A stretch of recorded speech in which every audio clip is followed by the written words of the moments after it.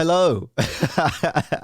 Does it show? If you're not aware of this, I've recorded maybe 15 intros and I feel like they've all gone very, very well, but I've done the same shitty newsreader. Like I'm missing the paper to welcome to What Was That Radio's home here on YouTube. Welcome to a conversation with Blood Red Shoes. And hello, if you've never, I'm John Williams, the owner and operator of whatwasthatradio.com. It is a place to discover true modern rock.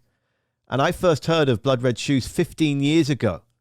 It's when I went to see them when their debut album Box of Secrets came out. And it was such a thrill all these years later to get a conversation with them in and to discuss the latest record that is absolutely clinical.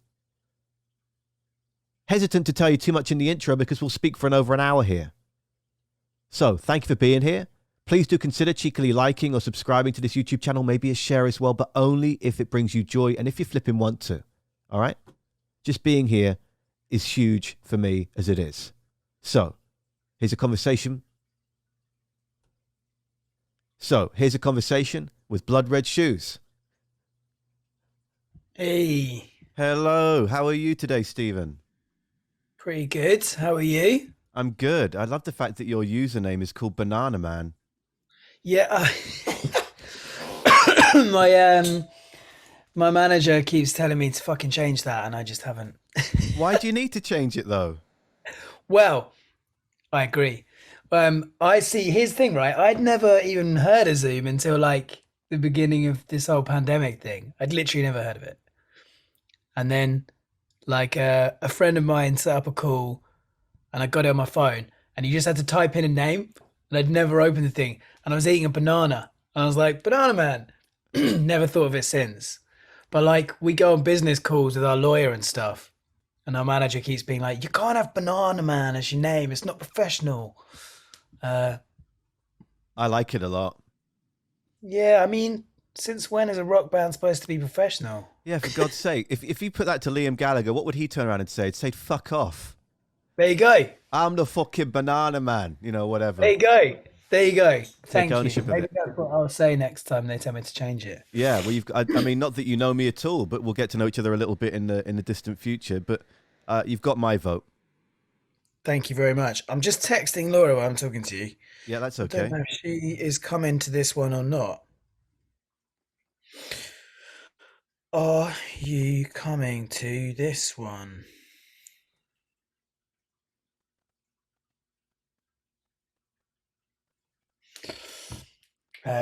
Yeah, we've had quite a lot of these, so it's quite chaotic. Who's doing what and when and all that shit. Yeah. So hang on, where are you? Well, that's the thing is I'm originally from Malmesbury in Wiltshire, but I've been living on Vancouver Island for the last 12 years in Canada. I thought this was a Canadian one, but you're spinning your accent's spun my head out. Yeah. There we go. And I was talking about this with my partner last night, and she's always been joking. You know, every now and again she'll walk in and be like, "Oh right, Christ, oh yeah," we're trying to do her impression of an Englishman with a wonderful, gentle Canadian accent. And we were talking with her 8-year-old son Harley about how my voice has changed over the last 12 years. And for me, the really long story short is that Canadians have a very fluid way of structuring their sentences, where we might be a bit more pronounced and clarity and diction and words and strength behind it. Canadians will have their sentencing just flow together very gently. And that almost makes you a bit more lazy and whimsical when you're speaking.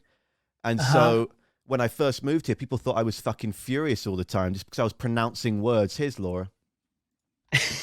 And so the main thing for me has been that the last 12 years I've spent having to change motorway to highway or, you know, boot to trunk. And then I find that when you start to latch on to local nuance of phrasing, then your accent starts to diminish. Because I don't sound anything like I'm from near Swindon. I sound like a wonderfully delightful hybrid of all over the UK and all over Canada the last 12 years. But yeah, for Laura, thank you for joining us. We were just explaining why the fuck I'm in Canada when I'm English, and I've been here for 12 years. Hi, how you doing? Good. Thanks so much for both joining me. This is awesome. No worries. Okay, I was a bit late. I'm having like boiler issues. Yeah, it looks like it does look like your room might be a little bit cold right now. It's freezing. Yeah, Laura's suffering a British winter. So there's the classic boiler broken. Like the estate agents can't get anyone out for another day. Oh gosh. Never mind. Are you both in Brighton then, or? At the Yeah. moment, Yeah. Wonderful. So it's great. So Laura, look very professional. I'm sure your manager loves your Zoom name. what's my Zoom name? Yours is your name, but Yeah. the thing is, like, mine's Oh. Banana Man, Oh right, yeah. Well, that's just which, classic. you know, our management didn't like that time. Yeah. Yeah, I can tell why. But the very long story Oh, short, well, firstly, actually, have you done a bunch of these today? Because it is 5 p.m. for you. It's 9 a.m. for me, but it's evening for you. Is this the 13th one today, or where are you at? Only the second one. Okay. Second one. All right. You've not been utterly fucking exhausted yet, so this is good. No, Yeah. we've today you've got us a pretty good one. If you got us like 5 days ago, we would have been like, yes, no answers. Yeah. But not too bad today. Yeah, I like to flesh things out. But I mean, firstly, I think it's important that contextually you learn a little bit more about me. Otherwise, I've been involved in media and broadcasting for nearly 15 years, but I find a lot of the time people expect answers without any context. So I'm not going to spend 20 minutes telling you about me because I want to spend 20 to an hour to however long you're comfortable in being here, learning more about you, because I've followed you guys since the start, since way before I even moved over here. So I'm a guy that was making demos when I was 11 years old, and you're never going to get signed when you're 11. I had work experience at Radio 1 and different things when I was 18, 19. And I had tried for years and years and years to get into broadcasting. It didn't work. Then the Canadian connection is my mum's mother. My grandmother was born and raised on this island, Vancouver Island, on the west coast of Canada. And when she passed away 14 years ago, we had a family get-together in Toronto. I met a wealth of family. I didn't know half of them existed. And I applied to do Boots Radio. I applied to do Army Radio. I applied every avenue there was to try and get into the industry, build the experience, and I didn't get it. And I thought, you know what, fuck that. I've got a real good vibe going on this west coast of Canada. I'll come over here. I'll backpack for a few months. I'll bring some demos. We'll see what can happen. I've been here for 12 years. I was very fortunate because I could talk the hind legs off a donkey. That's why I'm trying Banana Man to keep this really short. That's what we'll call you from now on, I suppose. I'm into it. But I got very lucky in being able to get a position at a modern rock station called The Zone on Vancouver Island. And I went from overnights to evenings to midday and had an incredible 10 years there. And with all due respect, I felt that the company weren't utilizing my passion. I don't like to feel that I'm going stale and standing still. I always search more growth and always search surrounding myself in intoxicating amount of work. And so I thought, you know what? Modern rock radio is not all about Nirvana and Pearl Jam and Soundgarden that I grew up with and I love. I think if you play Smells Like Teen Spirit once every 2 weeks, it will regain its power. If you play it 3 times a day, it's going to fade. And so I really wanted to dive into true modern rock discovery. And so I thought, you know what? I will build my own. I'm not changing the wheel. I'm just doing it with my passionate, hearty way. I'll launch a What Was That radio, because I was doing a new music discovery show called What Was That on Sunday nights at the time. And I had to fight to do that show to not still feature 90s music in a 1-hour new music exposure show. So that's a little bit of context. And so What Was That is purely modern rock.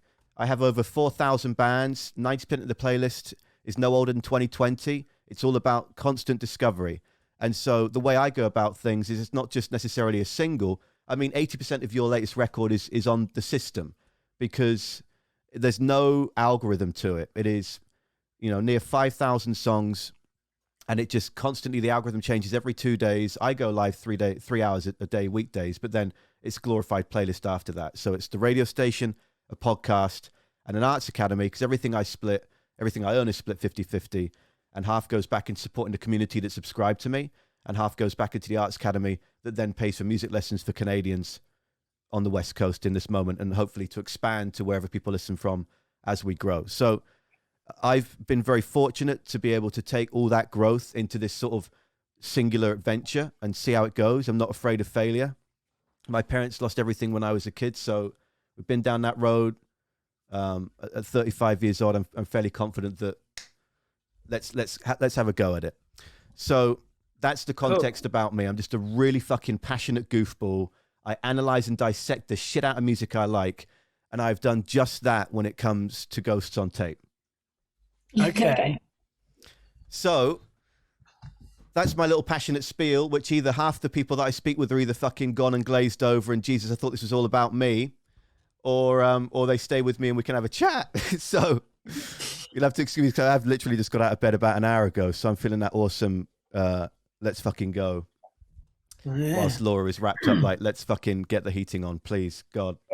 Please. So one thing my partner and I have done, I mean, and you've spoken about this in multiple press releases and with the chats you've done so far, is we too have been obsessed with watching every fucking murder documentary you can imagine on every streaming service there is. And you've said that there are songs that are inspired by that. The whole record for me has that eerie feel. The way that you open it up is, I feel like I'm about to have a heart palpitation and watch a murder documentary with Comply. Like there's that eerie start to it. Good. I love the use of synths throughout everything. I mean, there's a lot of parts where you're just retaining that chord on the synth and it adds that almost horror film, shit, someone's behind me. So what was the first get back together, sit down chat? And did you go, right, we're going to go with a theme, or we're going to go, how did you plan the start of Ghosts on Tape? Yeah, we didn't. That's We the didn't. thing. We actually don't. We don't really plan. It We're just not sort of planning. comes out, and it sort of has its own. It sort of had its own life all of a sudden, and it just goes in that direction. We never consciously like decide on anything. Like when it comes to writing the music, it just comes from whatever has been going on at the time, or however it just sort of like, there was like one song, maybe like it was Morbid Fascination or something, that kind of set the tone of it. But yeah, there wasn't like a sit down, let's like make this concept record or anything. Oh, we just get together, and the way I see it is like we just go digging. We just start digging and trying things until something clicks, and then we kind of go, oh, this is the kind of record we're making. It's never planned, it's never preconceived. We just start, like, I don't know, throwing darts at the dartboard until something really makes us both go, oh, this is it. And we just have a lot of trust in our own instincts that when we both feel like this is it, then it must be. It's really weird because things sometimes like just happen. I'm like, oh, that's all makes sense. Like, for instance, our first single from this came out like on Halloween, and I was like, oh, that wasn't like particularly planned, but that makes total sense of like what it's about and stuff. It's funny, like stuff.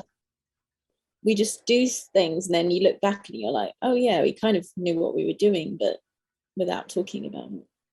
But that's fascinating because this was your first record in a while, you know, I mean, in 2 or 3 years. And so it just seems, I think that's probably the charm of it then. That's probably why it speaks to me so much, is that it doesn't feel forced at all the whole way through it. Yeah. I don't think we've ever forced anything in our lives. I think if any of our stuff starts to feel like we're trying too hard, I think we stop and go another direction. I don't think we ever really work like that. We're very instinctive as a band. I find this a lot when I talk to other artists, and when we do interviews like this, it sort of reinforces it to me that our whole process is based on chemistry and instinct. It's never conceptual and it's never planned. It's like we go looking for a thing rather than decide on a thing. Like we have to find it and make it ours, is how it feels for us. And Laura, did you mention Morbid Fascination because that was one of the first songs in the writing process? Yeah, it was sort of like the first one that had that kind of Depeche Mode-y sort of synthy 80s feel to it. And we thought, oh, that's kind of cool. Like, yeah, it kind of makes sense of what the stuff we've been liking recently and what we've been listening to. And it felt a bit fresh, and we were like, okay, cool. So it's sort of like, wasn't again like this conscious decision, let's like do that, but it was like that was the start of like maybe setting the tone for it musically, like this sort of vibe of it. Yeah, that song felt like that's when we hit upon a vibe. Yeah. Again, it's very instinctive. It's like we're fucking around in we were in a studio space, a very humble like rehearsal room sort of set up in Los Angeles, and we're just fucking around trying stuff. We had a really simple little laptop setup and a guitar and like a MIDI keyboard, and we're just trying out different stuff, trying out vocal ideas, trying little loops, trying little riffs. And then at some point you sort of lost in the process, you're making a thing, and then both of you are like out of your seat going, this is really fucking cool. And it almost feels like you didn't make it. And it's those moments when you just sort of jump up for a second and you're just, it's impacting you. That's when you know you've got a hold of something and you need to follow it. And with That's what that song did. With that setup, did you add any new toys to the setup? Was that a stripped back version? I mean, I'd love to know the exact detail, if you're willing to share, of what that synth might be, because there are certain synths that can inspire certain creations. No, it was a MIDI keyboard. It wasn't even a synth. Right. Yeah, we literally had like hardly anything. And actually, I listened to some of the demos the other day. It's like, it's not that far off, like what it actually ended up being.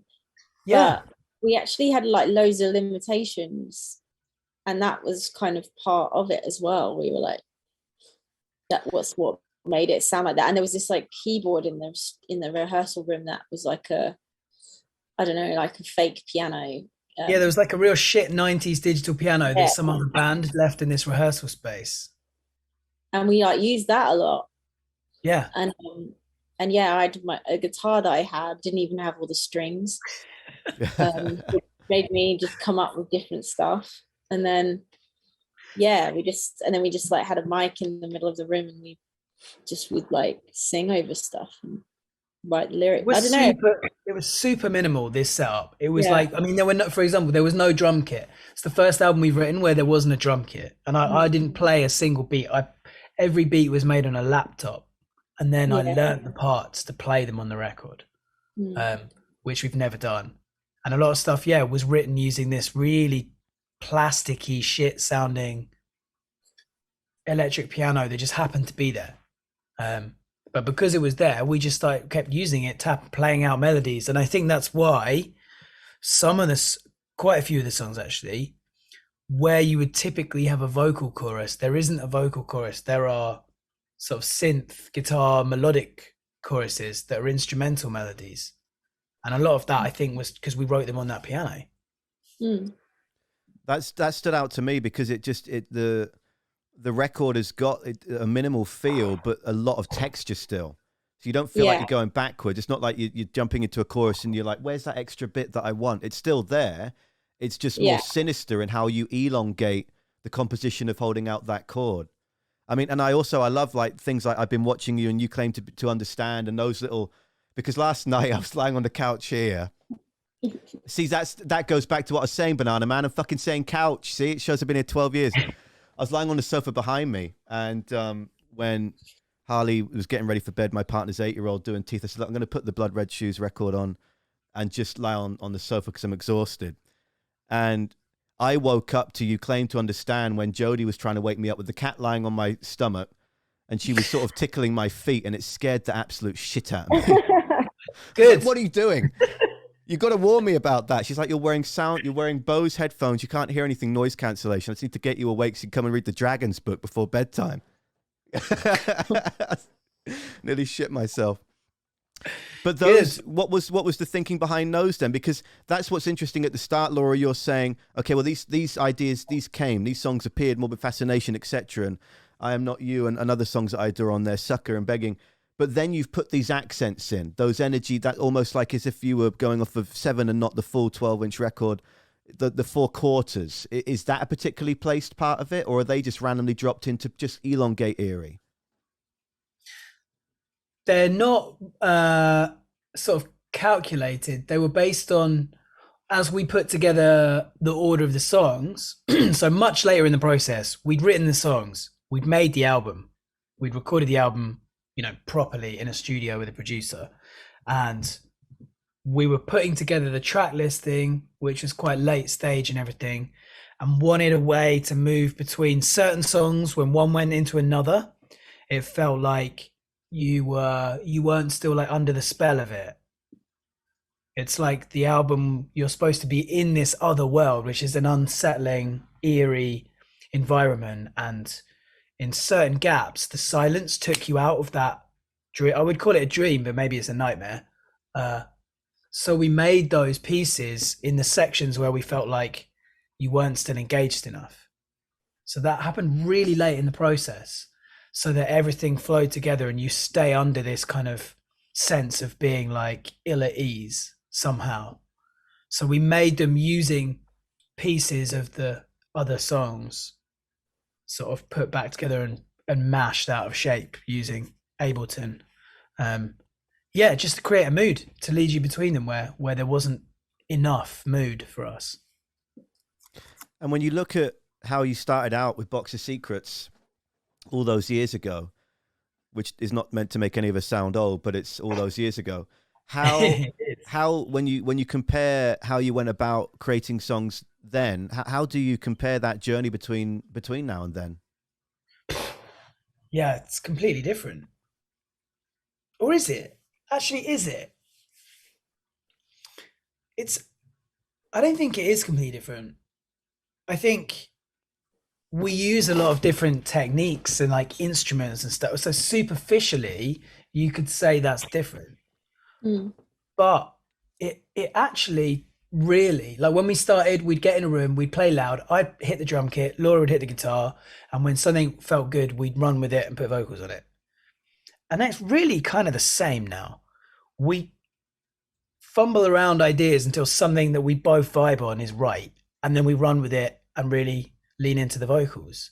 And actually we use different instruments, or we start from a different perspective, or try writing in different places, or all these other things that we change around.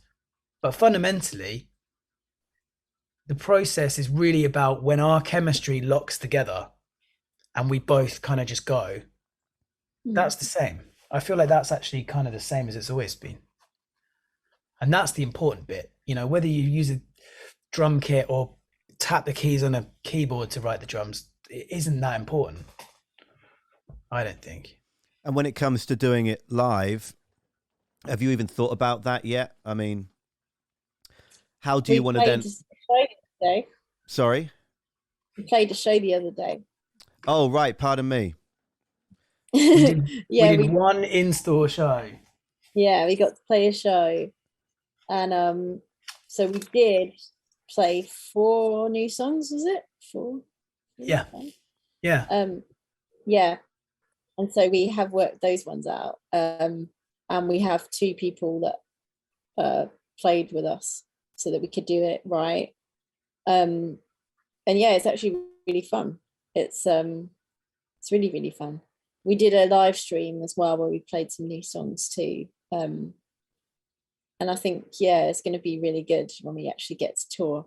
So yeah, but it's like, it's a learning process, like anytime we have to learn, like do new songs and play for the first time.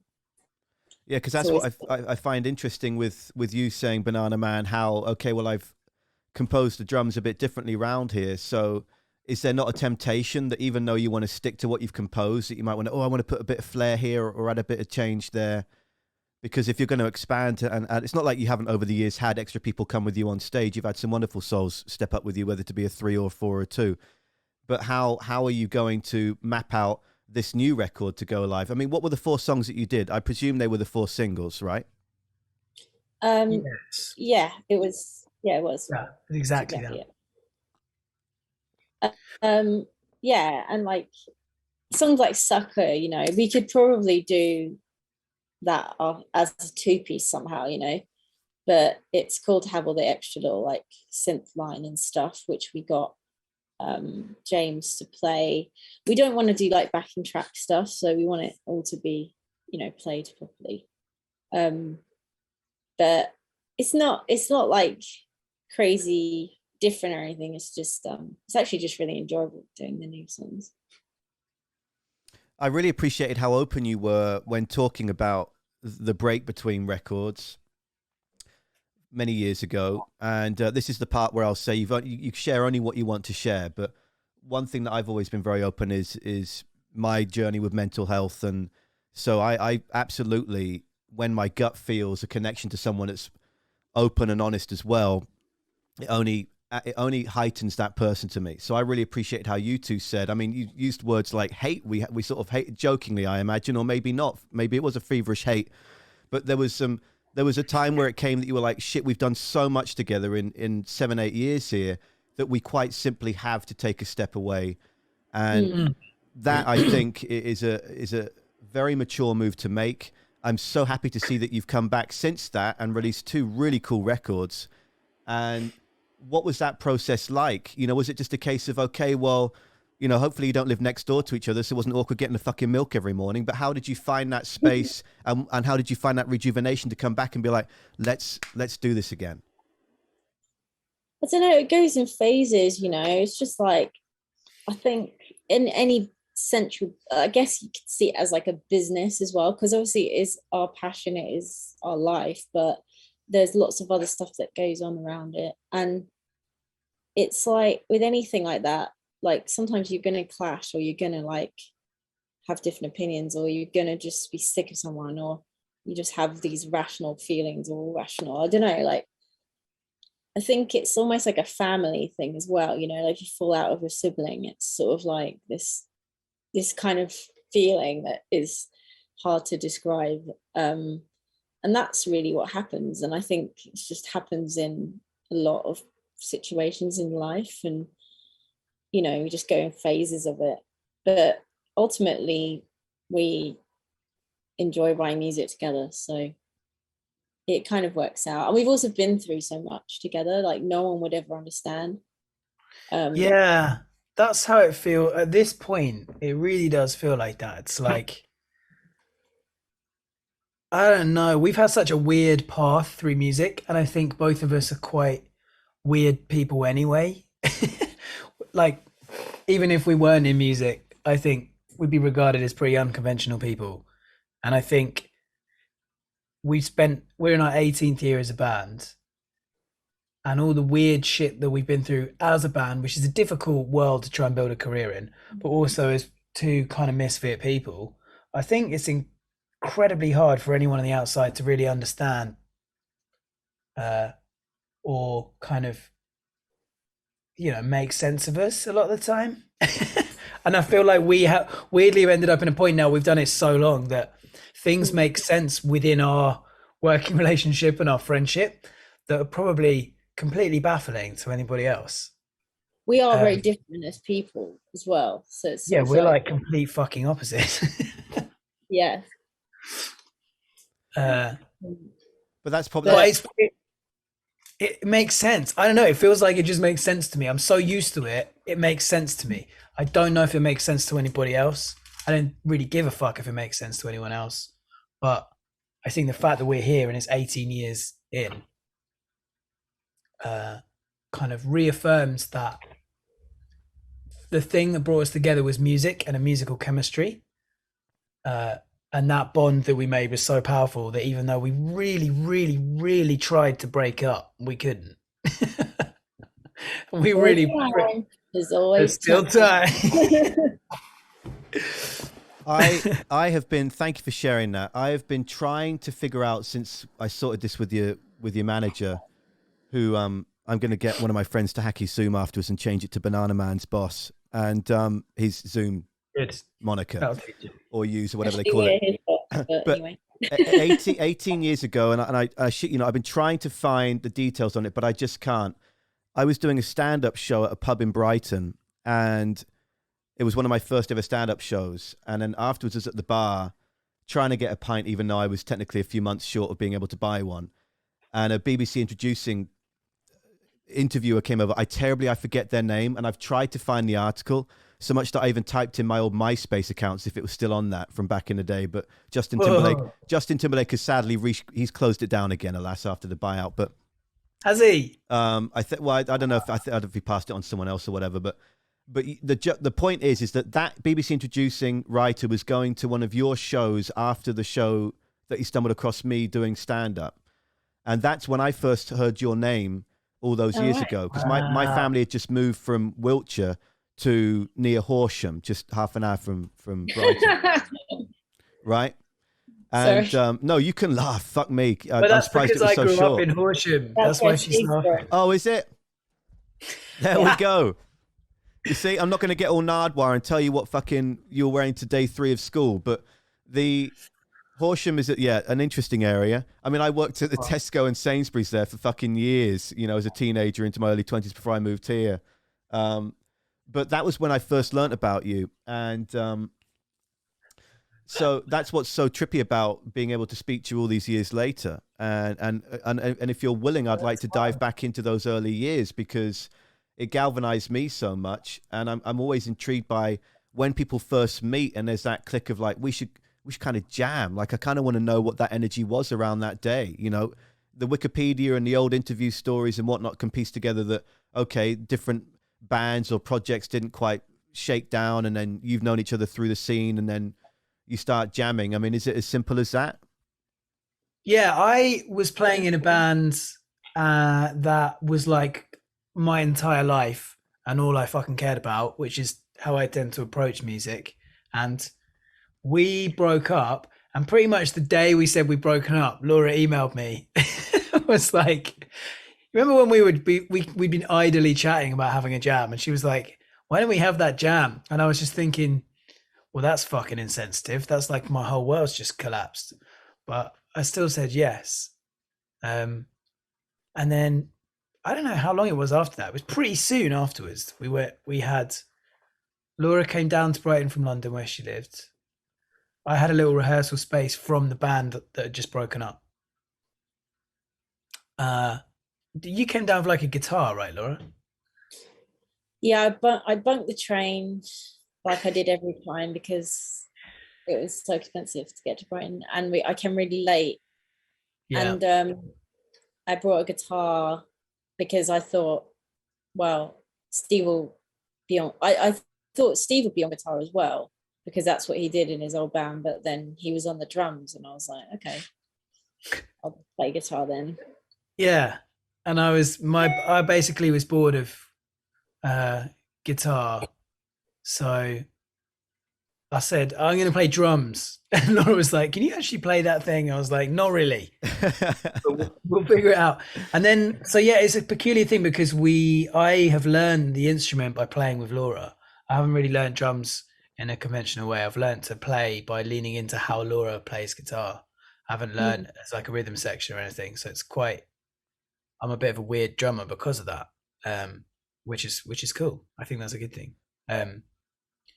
But yeah, what I just remember is when we met, it was really awkward because we're completely fucking different people. I'm quite an over the top extrovert, sort of talkative person.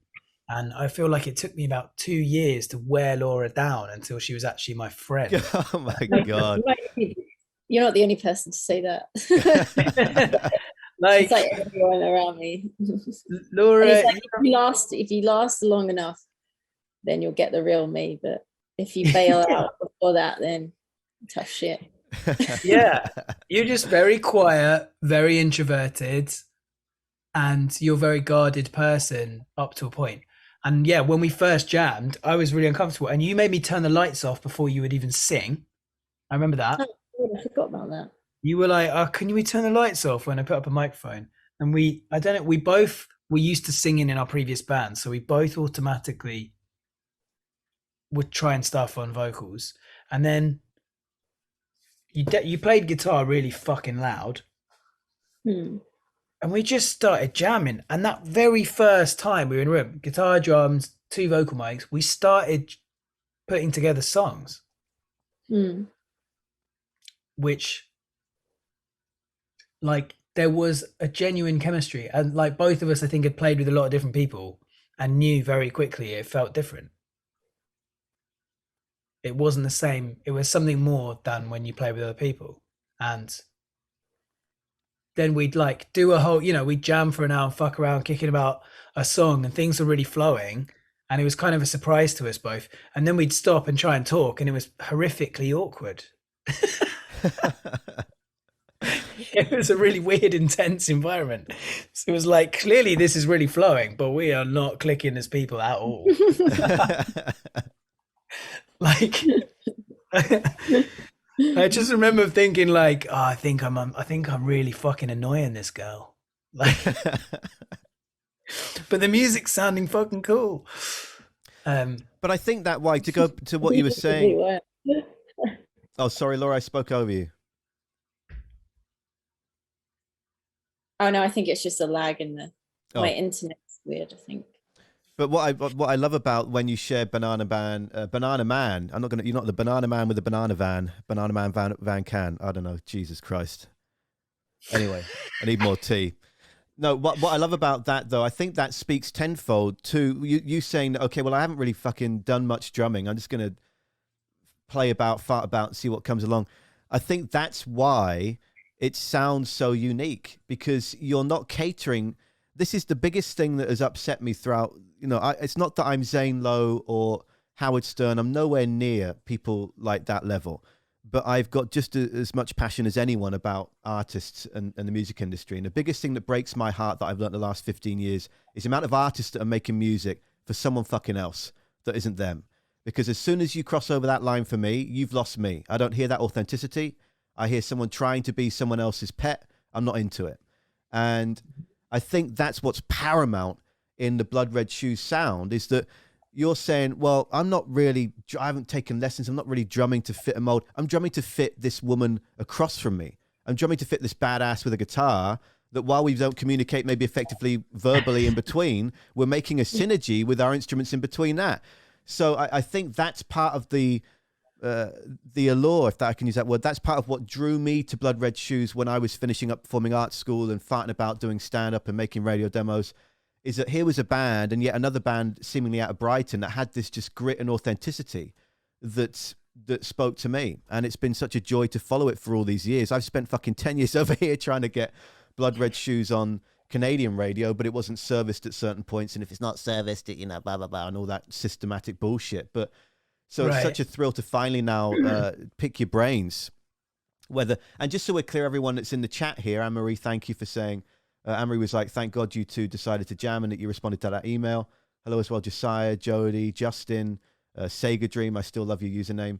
And Hi, everyone. But just so we're clear, Laura has no heating. It's not that she's gone full, who's this fucking bozo I'm going to speak to today. This is to keep warm. Like, you have got a bit like Gallagher or something, the way you're dressed, like a massive coat and everything. It is absolutely freezing, and I'm over it. But that Brighton air is so cold on a day like today, I imagine. Send me back to California, please. But no, that's what we started with before you came in, Laura, was talking when Banana Man was explaining that your manager isn't too keen on Banana Man. Oh my God, this is such a tongue twister.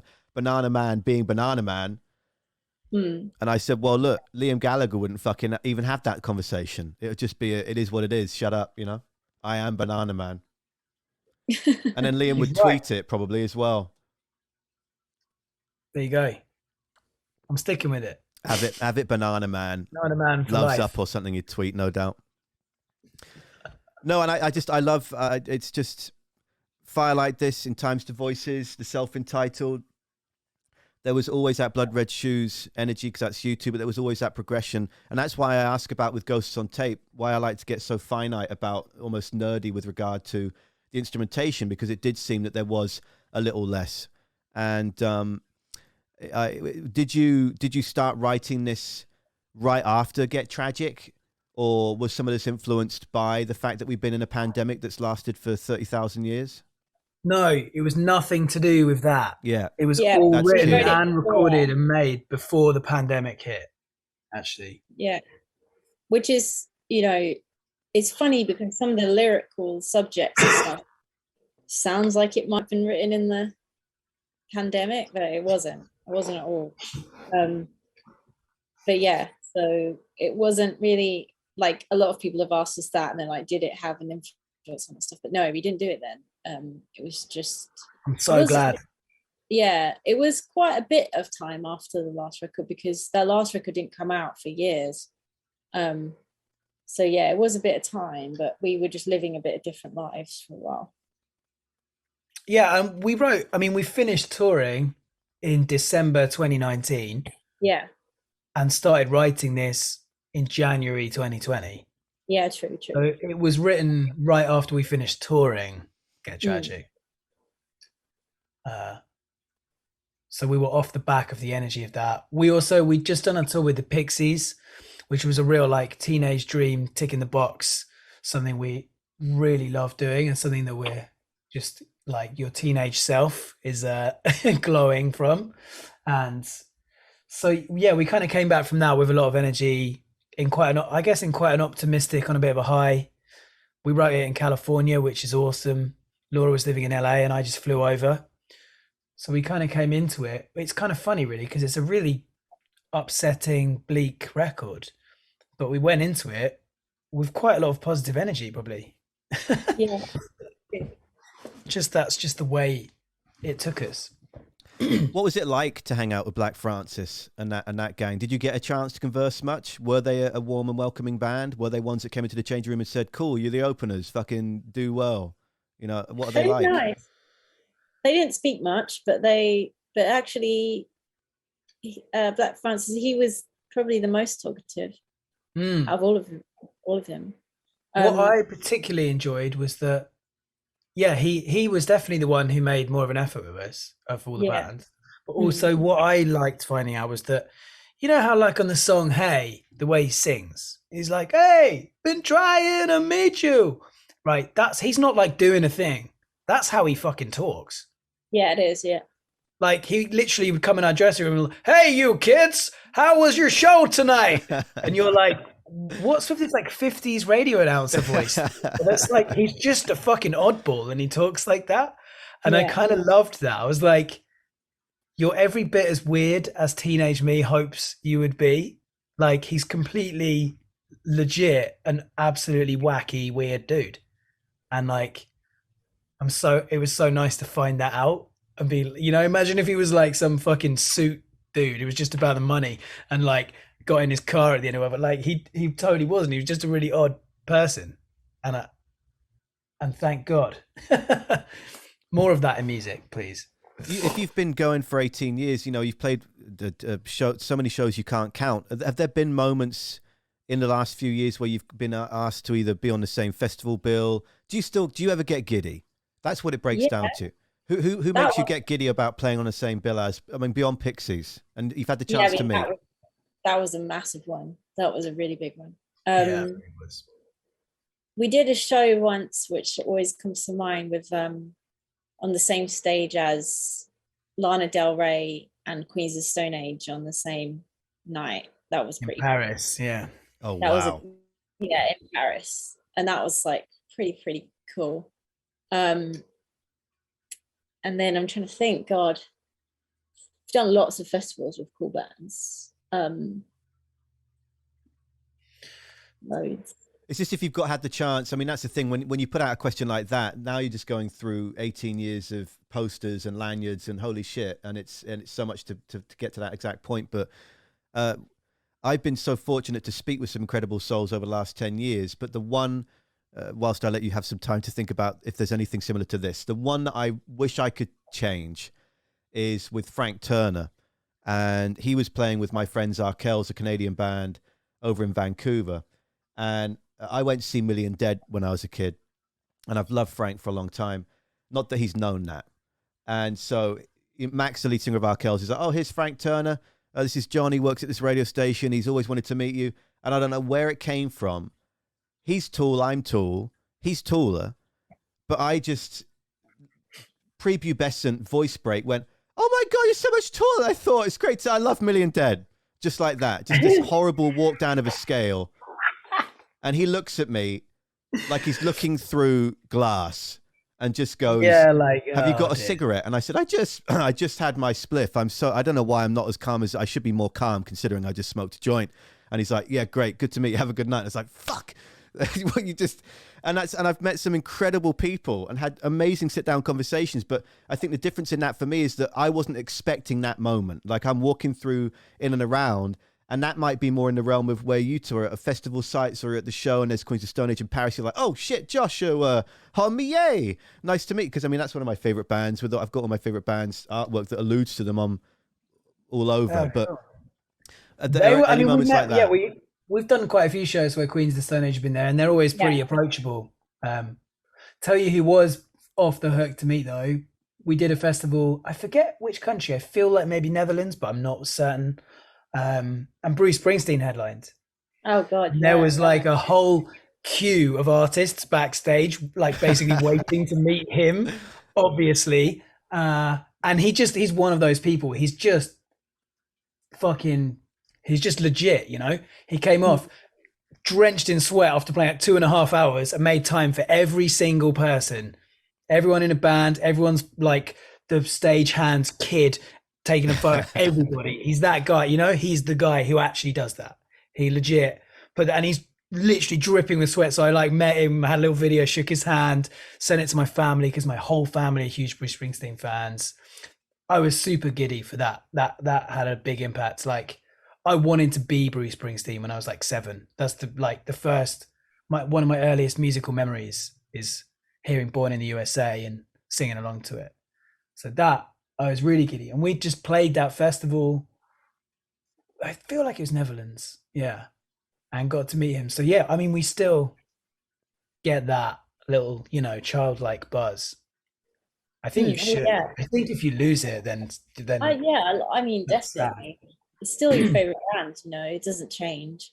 You do become a bit more like, what is kind of cool is that you're coming from it, maybe not with someone like Bruce Springsteen, because that's just like up there, but like a lot of the time when you're playing festivals on the same stage with someone you like, it's kind of nice coming at it as a musician yourself, because you don't feel then as total like fan person. Yeah. Sort of like on a, not an even keel, but you're like slightly more like in terms of like you're able, you know, you don't feel as, I don't know, there's just something about that's kind of cool. And I think maybe that was just something that I always thought about, that a lot of the time artists that I love, I was like, I don't want to meet them just like as a fan, I want to meet them as also a musician. That like as a peer. Cool. Yeah, and that's been kind of cool. So you do get like, it becomes a little bit like more normal then to like meet people like that, and actually find that most people are just really normal and really just like nice, you know. There hasn't ever been really anybody that's been terrible or anything, as far as I can. That's a great point. Sometimes I think that's a shame. I kind of like, I wish they'd been a real jerk. It would have been more interesting. They're just really nice. Like, imagine if Bruce Springsteen had been a real bitch. Like, that would have been hilarious. Johnny Rotten is definitely not very nice. Oh yeah, Johnny Rotten. Yeah. But I mean, can you imagine him being nice? No. The guy's a bag of dicks. Yeah. It's just sad because I loved the Sex Pistols as a teenager. I mean, I still do, but he is a bag of dicks now. He's a sort of walking meme. He's made himself into a walking meme without realizing what the internet really truly is and the power it holds. Yeah, he really has. That's a great point you made, Laura, in that when you're in a bill and you approach them as a peer. I mean, that was what was so trippy. A band I used to be in a few years ago, we were the opening band of a festival, a 2-day festival that had some of my favorites on it. And it was just so trippy to see Eagles of Death Metal and the Cat Empire and bands of that magnitude, and being like, we're going to try and break the stage before they even get to go on it. Oh gosh. Because I play drums, and I like to, what we used to do as a 3-piece is I would purposely play, have you ever seen those Questlove breakbeats kits, Banana Man?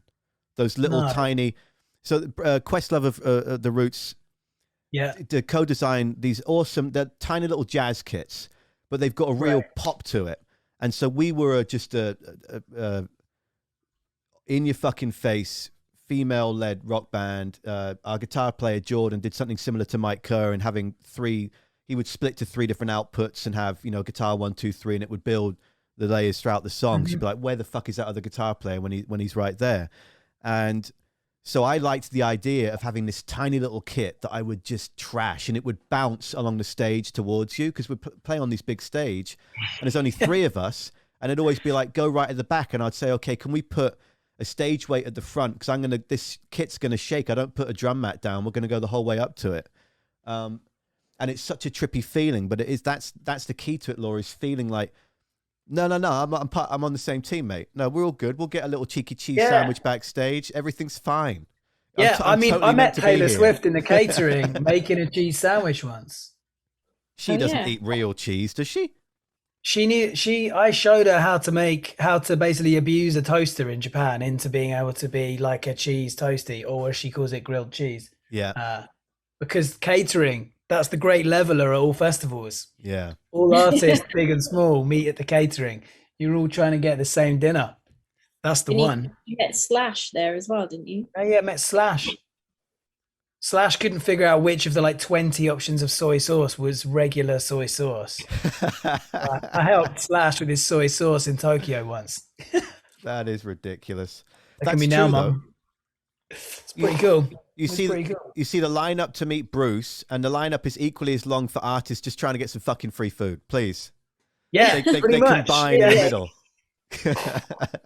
And you'll always find Dave Grohl like having like 20 cups of coffee that he's known for.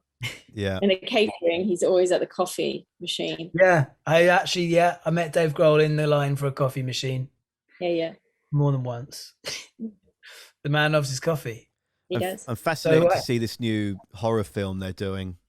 Studio 666. That's the kind of thing that we would have done if we had the same budget as the Foo Fighters, I think. Yeah. I think you probably would, especially for this record. Yeah.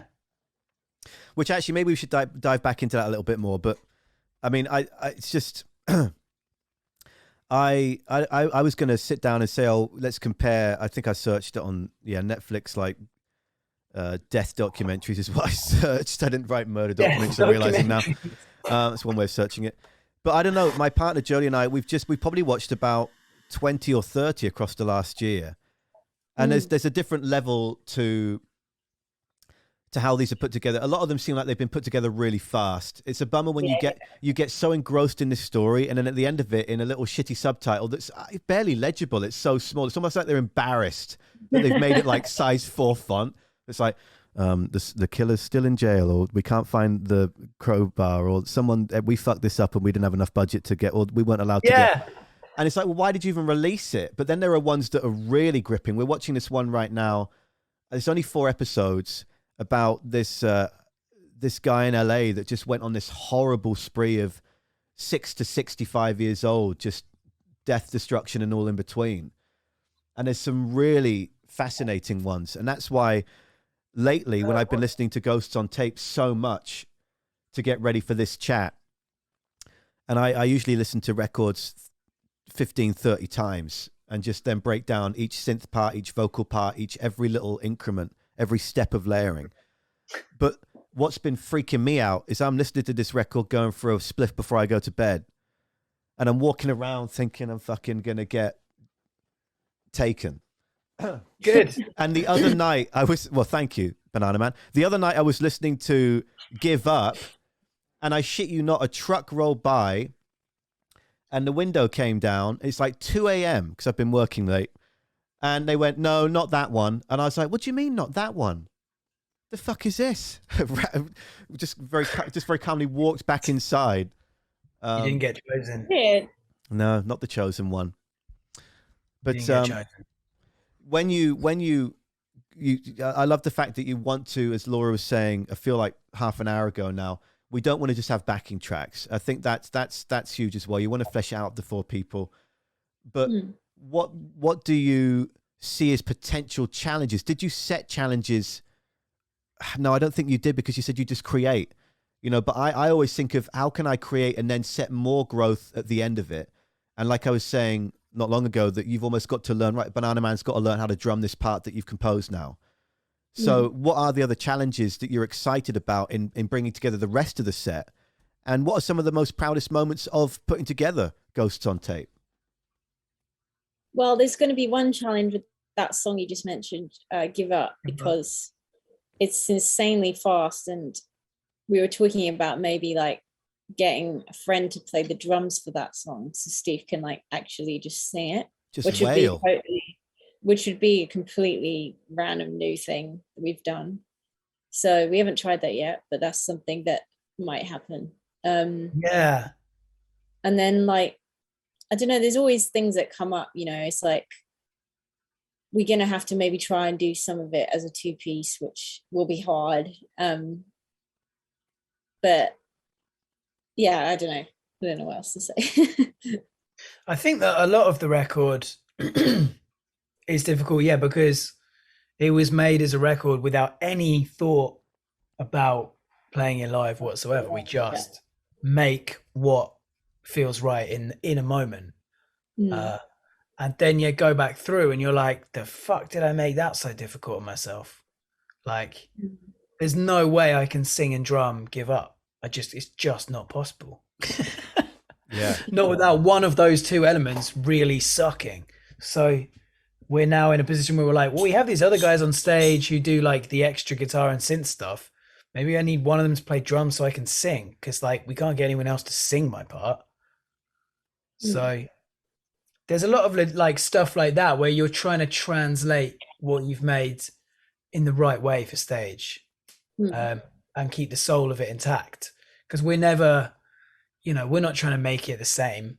In fact, we deliberately don't make things the same.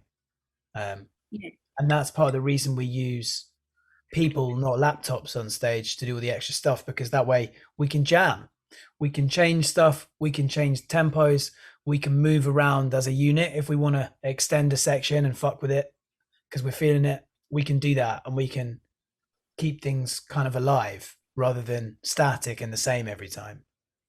But it does take a lot of figuring out of what counts and what doesn't count in the recordings to use live.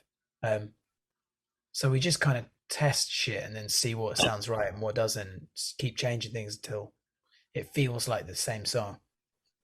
I think what this song does so well, and there's 2 or 3 others on it, and it's almost a recurring pattern throughout, but in the more aggressive ones, the Banana Man is having at us with, you have the production wise, it's not paramount. It's not right in the mix in your face screaming at you. You've always had it 2 or 3 layers just underneath that synth with that distortion.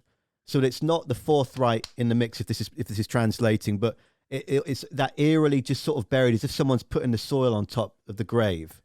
Is that a purposeful technique that you've gone with, just out of a nerdy interest?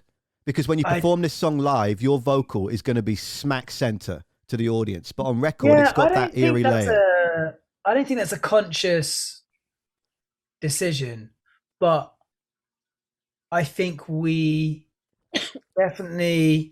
I think maybe more with my voice than yours, actually, Laura. I think when I do vocals like that, to me, it's the sound of someone trying to scream over the top of the instruments. That's what it needs to feel like. So it shouldn't be as loud as in another type of song. It should feel like it's struggling a little bit to get over the top of the other stuff. To me, that I can't even explain why. That just seems obviously the right thing to do, and how it's mixed and how it's recorded. And conversely, it's obviously the right thing to do that the vocal is really loud and central on a different type of song. Like Sucker, the voice needs to be the biggest thing in it. That's just right. I have no rationale for that. I just know it's right. It's musical instinct. And both of us usually have it at the same time. So by definition, it's right, because both of us think that's how it should be. And if we both agree, then that's the only rule in our band. Wonderful. Well, I appreciate the time so much. I'm cognizant of the fact that we've been going for an hour already, and yeah, that's why I'm hungry. Yeah, well, it's dinner time. Yeah, I mean, it's I need a banana. I need a fucking nana. You do need a nana. You're hungry. You're cold. I'm just getting my day started. I mean, I can keep going, but I just wanted to check that I just wanted to let you know that it has been an hour. But I really appreciate it. It's been wonderful to get the chance to speak with you both. Certainly it's just one of those odd things where, yeah, I'm 16, 17 when the first record comes out, and then I just feel like it's just one of those bands that there's lots of bands when you think back that come about when you're in your youth, and they do a record and you're like, fuck yeah. They do a second record, you're like, all right, yeah. And then they just disappear. And it's such a thrill that you two have continued to make music for all these years. And I don't think there's been, it's never not been really fucking cool what you've done. And I appreciate the time. Thanks. And I appreciate the authenticity that you put into it. And as well, Laura, you could have just said, fuck it. And I don't know who this guy is. I'm freezing. I really don't want to have to talk to anyone right now. And I would have been, that would have been completely fine with me. That's the biggest thing. One of the biggest challenges I've got as an independent now is showcasing the soul and the intent that I have for a conversation. And I can't stand media that tells you about a record and says, here's the songs I as a writer like. Here's the ones I think you should ignore. Here's what I think they should do better. I think there's far too... That's why I was a bit disillusioned with the mainstream corporate radio. That, don't get me wrong, is incredibly powerful. It absolutely is. But I love it like it is an art. Radio and music is an art form. And so I love the fact that you've got the ability to actually check your own social media and say, yeah, fuck, I'll have a chat, throw it to the boss. The boss says, please ignore the fact he's called Banana Man. Can you speak next Wednesday, the 19th? And then we just converse and we go through those wonderful moments of awkwardness because we're all getting to know each other. And ultimately it leads to me learning more about two people that I followed, not creepily, for nearly 20 years. So I really appreciate it. Is there anything that you would like to say in closing? Because again, I don't think I quite got cheekily an answer of what you're most proud of about this. Oh, yeah. It doesn't have to necessarily be a song, or it just, what is the first thing that comes to mind? Is it the fact that you fucking made it? What is it? I think I'm proud of just like it being quite a consistent record in terms of like, I feel like it's our most consistent, and it's like, it just sounds serious and proper. And sometimes I listen to it and I think, wow, that was just us two, and like, it is really just us two doing pretty much everything. So I'm proud that we have done what we've done, just Steve and I, without, we don't have loads of help with stuff, we do everything ourselves. So that's what I'm proud of. Yeah, I think I know what you mean. There's something about this record in particular to me feels like our first grown-up album, which sort of sounds ridiculous, but to me, there's a shift in it to a more serious side of who we are that I think has always been there, but we just never got it on record. So I'm really proud that we've put something I think is a kind of our weirder side, maybe our more serious side, and the kind of thing that I think is a more for real. I just feel, I look back a bit and I'm like, there's like a giant streak of who we are and the kind of things we like and the kind of records we listen to and the kind of movies that we watch that isn't represented in the first 5 records. No. There's a side of us that is quite, I guess, kind of bleak and kind of drawn towards the dark sides. And I think it's been in a lot of lyrics through our career. I don't think we ever made the music match up to that. For me, this is the first time we've managed to get the music in focus with that. And it feels like a giant, it feels like almost like we got comfortable enough in ourselves to show a side of ourselves completely that we've never done before. I also think it's experience of, writing music. And I think that I'm proud that we have kept evolving in sense, like we could easily just write in something that was just easy for us to do, but we do try and do stuff differently. And some people don't like that because they're like, oh, they just don't sound anything like they did when they started. But, is anyone like what they were like when they were like 19 to when they're like 35? Like, I don't think you are. You don't stay the same. So musically, it is going to change. And like, I think that is also, a risk in itself, like to sort of just keep trying to mix it up and push yourself and stuff. And like, our fans keep calling it evil blood red shoes. That's what we're called. They keep evil blood red shoes. I'm kind of into that. Because if you listen to when we started, we sound like kind of fun, like we're fun people, even though our lyrics are actually quite dark. The music sounds really bouncy, and you'd listen to it and you'd be like, these are kind of fun. And then this record is like, I wish I was someone better. Or exactly. The lyrics are completely not, but the music sounds bouncy. But that's what I've always loved about you two. You know, it wasn't. And Laura, to speak to your point about, well, for fuck's sake, you know, what is growth? How can you possibly, if you're just making the same thing for 18 years, one might say you're stunted. I mean, Exactly. but You can't win. for me, you know, what drew me to you, it's like, it reminds me of when I was going, you know, on the bus to school when Linkin Park released Meteora, and I was, or like the Hybrid Theory, and I was like, wow, this guy's going through some shit, and I can kind of feel what he's going through. And when I first discovered your music, that's what, this is what, when dark music shakes my soul. And without going into too much detail, when I was 10 years old, I was abused by two men that we don't know who they are. I never knew who they were.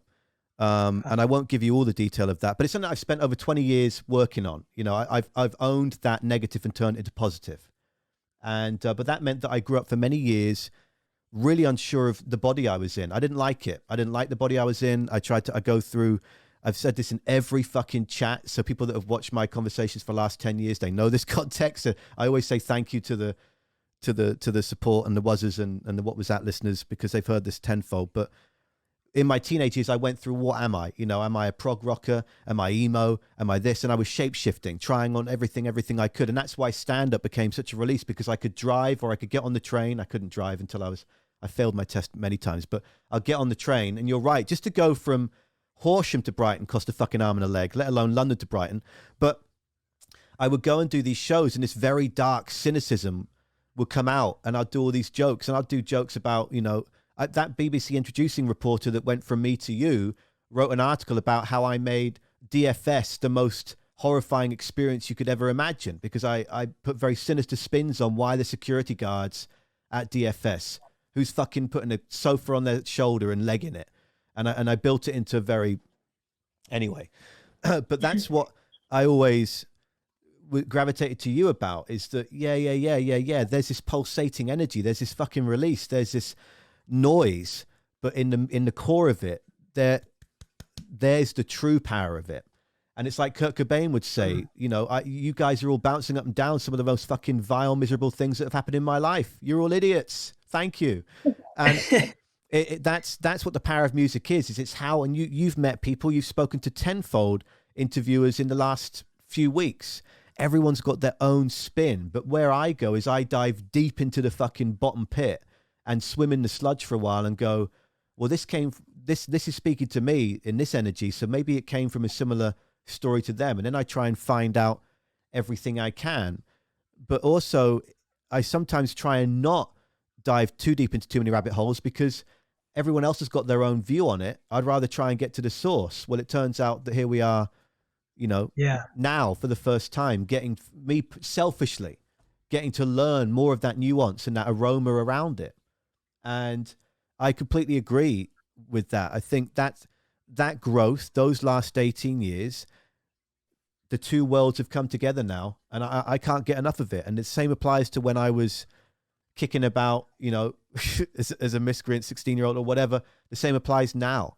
I think it's really, and I think what's, in summary of my little passionate fucking verbal diarrhea share here, what really stands out about the record, and it's no disrespect to it, it is that the simplicity of the layering. It is that elongated, eerie holding of the synth parts or the guitar chord or whatever it might be that leaves that energy to just, is it attaching itself to me like venom? Like, and then allows the listener to dive into, well, where do I want to go with this? Do I want to go, fucking destroy everything? Or do I want to go, oh, look around. Oh, this is quite interesting, this planet. Okay. I adore it. Oh, Cool. thanks. That's really cool. It does feel, it's interesting because, I mean, I don't think, maybe a lot of people who probably don't like it probably wouldn't send us messages, but we were saying yesterday, just, it does seem like a lot of people who've liked this for a long time, this record makes a lot of sense to them. And one thing we always think about as we go off instinct, and we try new things, not because we have a sort of deliberate sense of, oh, we should try something new on this. It's a natural restlessness that we have to shift what we're making. But I think a side effect of that is that we never fucking insult our audience by giving them the same thing again. I actually think it would be kind of rude to the people that really relate to our music and who it matters to be like, here's another plate of the same shit as before.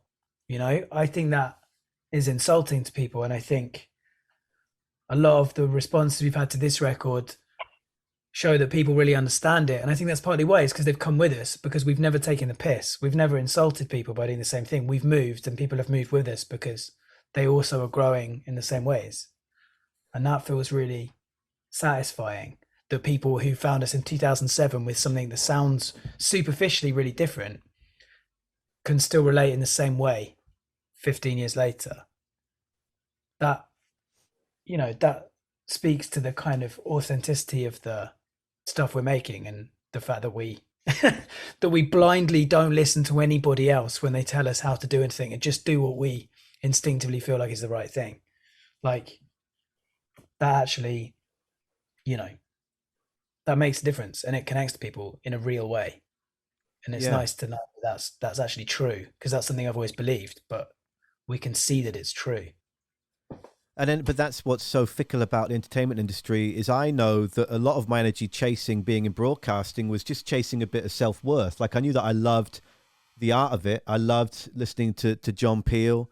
I mean, his autobiography's above me. I mean, that's how I try and go about radio, is trying to unlock the soul and trying to share the soul.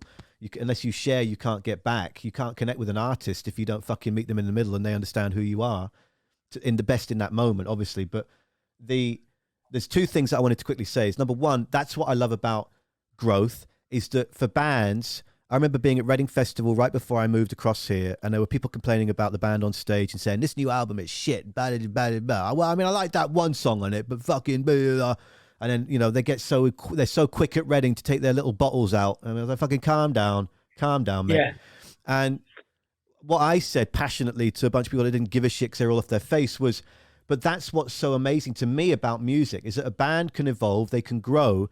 And then if they take those 2 or 3 songs off the album you don't like, and I guarantee you might change your mind when they put it in between all the favorites that you like, and you see that ebb and flow, that evolution of the band. I love that. And then secondly, oh no, I've gone off, my brain's just fired off 7 things I need to talk about, and I want to lose. What was point number 2? Don't lose it. Putting those new songs into a classic set. Well, I mean, I think it'll come back to me. Would you, when you prepare your next tour, are you going to go just all new? How far back will you go? Do you think there would be interest in contrasting the energies of old with the latest, or do you go, nah, I think we're just going to stick 2015 on? No, we always play something from each album. I think, like, people really love our first album. We don't always want to play it, but we will end up playing something from it, you know, because I think it was, as much as it's like to us, like so old and everything, we can't deny that there was something about that album that really connected with people. So, you know, we probably will play I Wish I Was Better or something. Yeah. I do like that you get the spread. And then I like... usually... Sorry. Oh, it's gone laggy.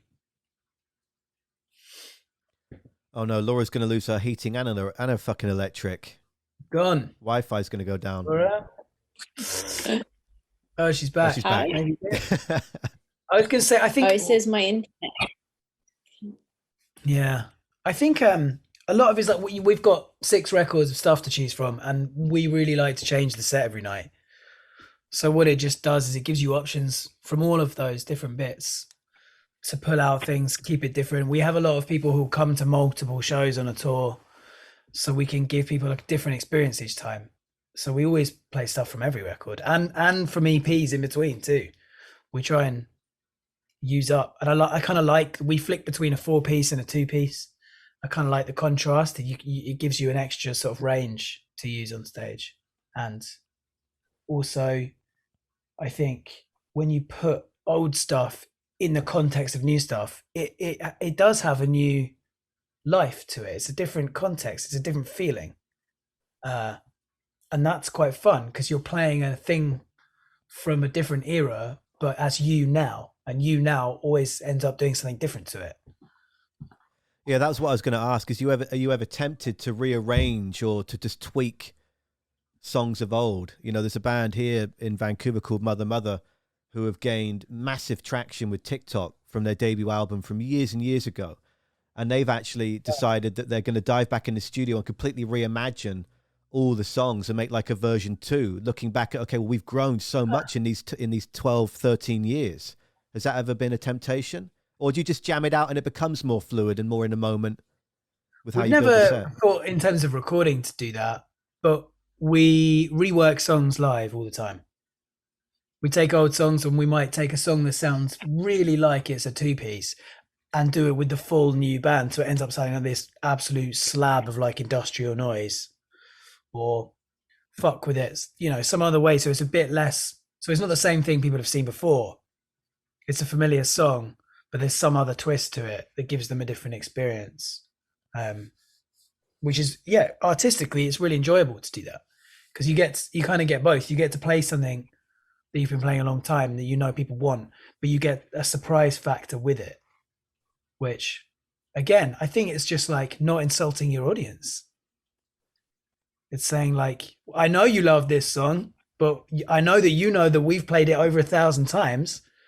So let's play it in a way where our heart is still in it and it's got a twist on it that keeps it interesting for us. And do you write down, oh, sorry, Banana Man. Do you write down a set list, or do you Jack White, Eddie Vedder, call it off the top of your head? No, Oh no, you know what? Pixies do that and it's unbelievable. But he just tells him what to play. Like he has his secret mic and he'll just like call out the song and they just have to be ready. And that is pretty awesome. And I think we could do it if we had a basic setup, but at this point it's like I have guitars that are like for certain songs that sound like it would just be there's just too many factors of like stuff that could go wrong if we did that. So we haven't. Yeah, I don't think we're there yet. No, we're not there. Well, it just kind of feels like the bands that do that, with all due respect, seem to be the bands that have a real team around them. There's fucking 10 guys off stage with guitars. There's this, that, and the other. Or they're the bands that are just so bare bones, bare minimum that they're not changing anything. We've just got the same guitars. We've got a backup if we need it, if a string breaks. Otherwise, it's going to fucking wail. But you know, my memory's so bad. I'd be like, what songs do we have? I'd be like, yeah. Whenever there's no way I could do that. I would literally be like, if you told me right now, play a song, I'd be like, I don't know, what songs do we have? Whenever I used to drum in the old band I was in, very short-sighted, I would have the biggest fucking print. Like, even if we're playing an opening show and it's just 5 songs, you'd think we're playing a set 20 long, because you'd just see this Times New Roman, like double A3 duct tape to the kit next to me. So it's I've never been one that could do that. I'm always in awe of people that can do that. I mean, I was very fortunate to see Jack White a few years ago and get floor tickets and hear him shouting like, I want to be a Seven Nation Army now. And I was like, oh my God, Jesus. And they just roll with it. It's a hell of a skill to do it, man. Really is. Yeah. That is a lot of fun. One day. Well, I was going to say thank you to all these wonderful people. Yeah, Zoom, Trucker Steve, CJ's Twitch name is Twitching Her Box. That's still a fabulous. People see us on here. Sorry? Can people see us on here, or is it just audio? Oh, people can see you. Oh, right. Hi. But it flicks. But the mode I've got is that it flicks between only when you're speaking. So there was no one seeing you, checking the audio a second ago or anything like that. That's why I explained, and they're all saying we're waving in the chat now. Everyone's waving. That's why I was explaining to our wonderful viewers that you're not there trying, you're just really cold because your heating's gone. Right. Yeah. Well, this is not tire, but I might make it become my new thing. I'm kind of into the look. Maybe the next record, we need somewhere new to go. We do like a Manchester revival vibe. I don't know. But that's how I watch shows, actually. Side note, completely random point, is that whenever I go to a show, I've got a huge, like, Liam-inspired jacket that makes me seem double the size. And I go to the back. I like to find the back wall and I consume everything I can. And it usually gives you that little buffer of not just sort of fuck off. It's not like it's don't come near me, but just enough that's like, oh, that guy could be big, when really he's just a stoner dude that wouldn't attack anyone underneath it. But that's my go-to. So Laura, if you want to rock that every interview, right? Yeah, I might. Just the hoodie. There you go. Swag. Or get the sunglasses from the album cover. Oh yeah, do the sunglasses indoors, right? There you Sunglasses go. and big Paul jacket. Gallagher, 100% Gallagher. That's it. Fuck anyone that thinks any different. I think I'd probably quite like if you went full Gallagher, actually, Laura. I think I'd enjoy it. I'm just gonna start talking like I'm from Manchester now. That's as good as my attempt would be. It's after being in Canada for 12 years, my voice has changed so much that I feel rude doing impressions of my dad. Because it's like I just feel like I'm doing a really exaggerated Somerset, Wiltshire accent. Yeah, it's like, oh, I'm a cider drinker, and I'm just like I feel like I'm a fraud at this point.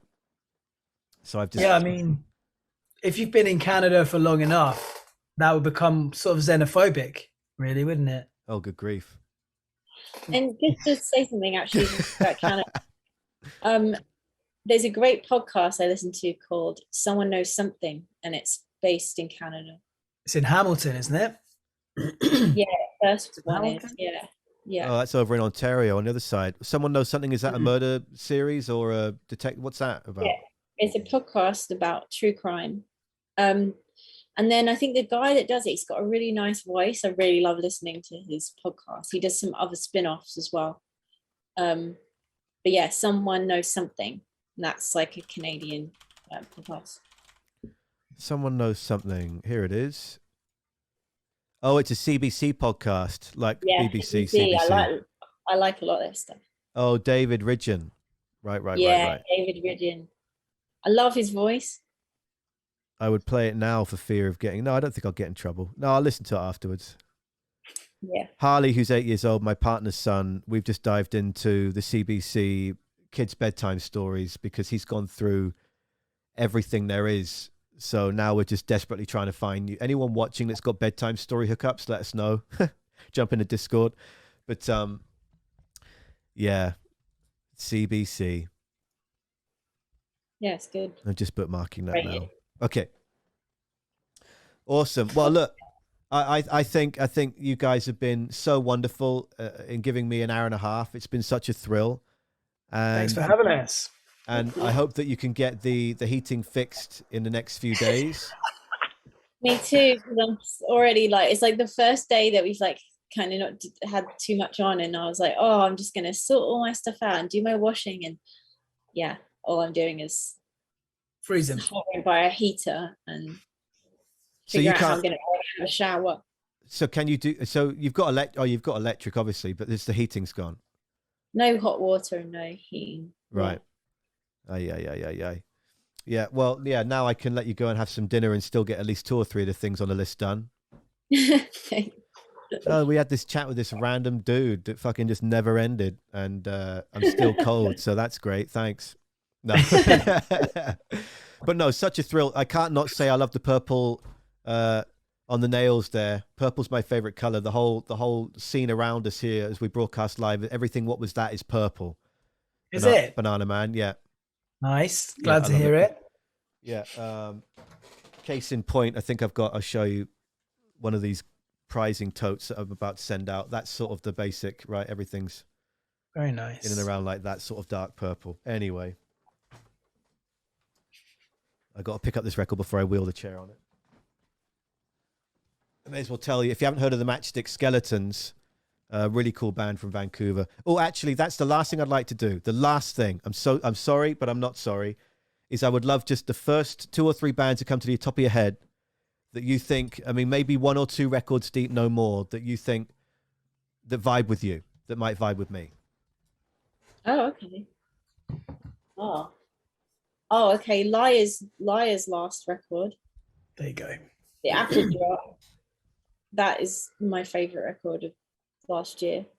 And yeah, it's both of our favorite records of last year. It's all we listen to every time we get in Laura's car, pretty much, over and over. It's fucking incredible. Liar's Apple Drop. Liar's Apple Drop. Okay. What else you got? What else? Do they have to be contemporary records? To interrupt, before we move on, now that I look it up, I'm realizing that went over my head initially, Laura. So I'm not going to pretend I didn't that went over my head. Now I realize the record you're talking about. And that makes so much sense that would be on non-stop listening. And that makes so much sense when we listen to the new record. Not to say that it's just in that same realm of just eerie. And the music videos for Liars in that album are so good. They're so trippy. Yeah, he's a genius. He is a genius. Right. Sorry, I was lost for a second there, but I'm back with you. I interrupted you, Banana Man. Oh, I was going to say, do they have to be contemporary records? Whatever. I don't care. I mean, What Was That is all about modern rock, but anything that's new and exciting in the last year, I'm always looking. Oh yeah, we really like this band called Sorry. What's their record called? I've forgotten it. The name. I think it might just be called Sorry. Yeah, they're good. They're a British band. Oddball, like duo from London. Don't think they're super known outside of the UK, but they're really cool. It's got this real bedroom production vibe. But it's kind of a bit like if you imagine like Sonic Youth were really young and they used laptops instead of guitars. It's got this kind of noisy, atonal kind of primitive feel to it, but it's really engaging and they use their voices really well.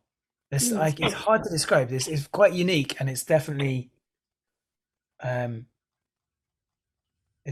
sufficiently weird to impress me and Laura. Yeah, well, they've got a few million streams on each song on that record from 2020. I'm just dragging them over now so I can listen to them afterwards. Yeah. It's not just us. Yeah, no, they have got a lot of streaming. I noticed that. And then also like this band, unfortunately they've broken up now, but they are a band from Belgium called Racket Cannon. It's spelled, I'll tell you how to spell it. Is it with the two Ks? It's RAKETKANON.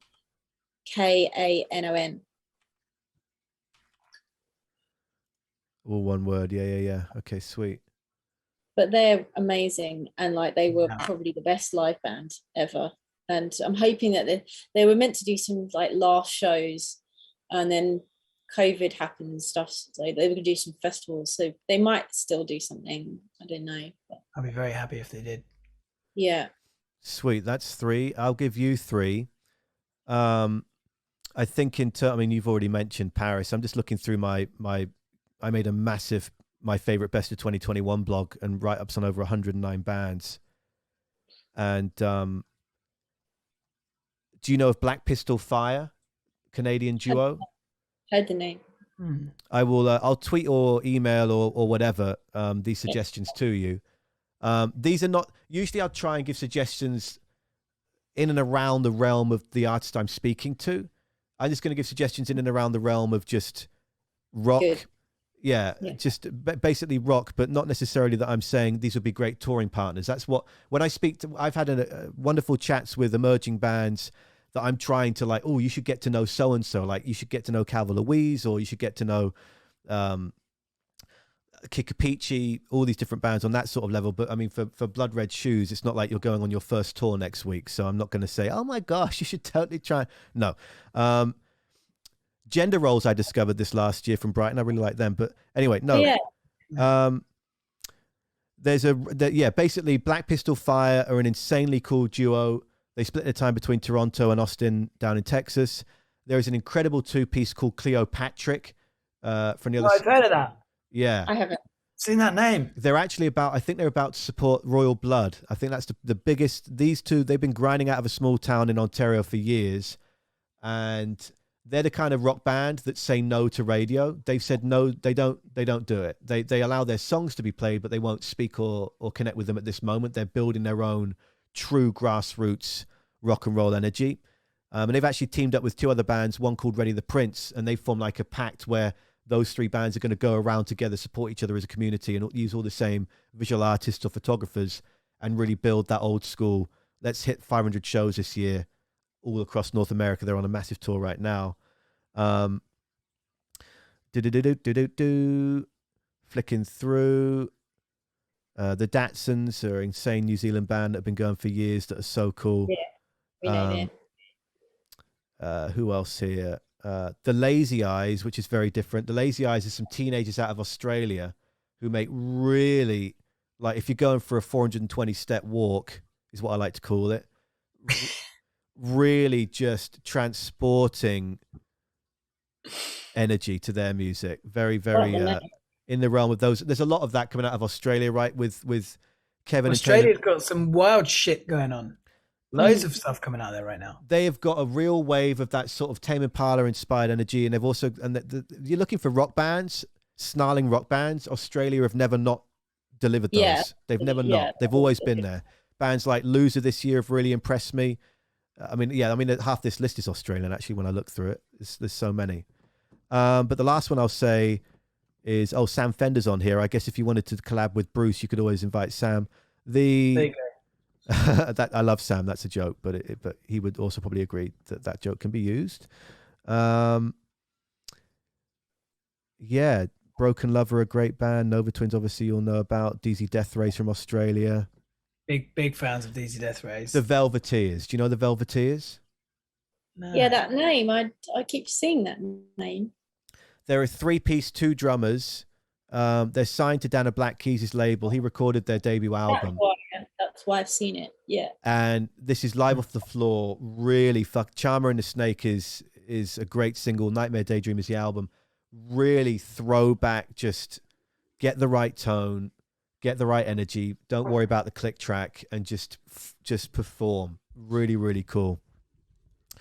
Anyway, I always like to Psychedelic Porn Crumpets from Australia. They're incredible too. Yes. Yeah. Prolific. I mean, they're as prolific in writing as they consume mushrooms. They never stop. Press to Mecco, I adore as well, fellow Brits. And anyway, I'll link all those. Thanks. But I always like to try and finish off with just getting some new music from others as well. All right, sweet. I really, again, this is the 3rd time I've said thank you. So I'm actually going to let you guys go. That is kind of a classic of me, where I just gauge how much longer can I push this shit. All right. But I'm going to let you go and make some dinner. Thank you so much for giving an hour and a half of your time. It's been a real pleasure. For having us, John. And I can't wait for you to be over in Canada one day. If you're anywhere near me, I will be there. And, We are. We're over in October. Garrison, Toronto. Oh, but and you see. Vancouver. Oh. And Vancouver. I'll tell you where we're playing. Actually, I don't know where it is, but we are playing in Vancouver. Awesome. Well, that's a 3-hour trip. I get on a ferry for an hour and a bit, and I drive downtown, and then we're there. So there you go. 3 hours. We're also That's a playing lot. in Seattle if it's nearer. If it's what? Sorry. Seattle any nearer to you? Seattle actually is probably the same amount of time. It's Yes. different directions. Yeah, I'm just thinking the last time I went down Seattle was 7 or 8 years ago. Yeah, probably just within 3 hours as well. It just depends then where your venue is in Seattle. That would be the only differential there. But anyway, before you spark off another 1,000 questions, you never get to fucking leave. Let's call it and let you go make some dinner. Best of luck with getting the heating fixed. Best of luck with everything you do. Thank you. I really appreciate it. Thank you. Bye. See you later. Bye. All right, that was a conversation with Blood Red Shoes, and thank you so flipping much for your time and checking out a bit of What Was That Radio. If you'd like to find out more about them or whatwasthatradio.com, you'll find all the links underneath this video. So there you go, a conversation with Blood Red Shoes. Whatever you're doing the rest of your day, and as always, please look after yourself. And I hope there's some fun and smiles involved in the rest of it too, because we've got to cherish that positive. Until next time, cheerio. I did the nodding head thing again that I was sassing myself about in the intro of this video. Cheerio. Jeez.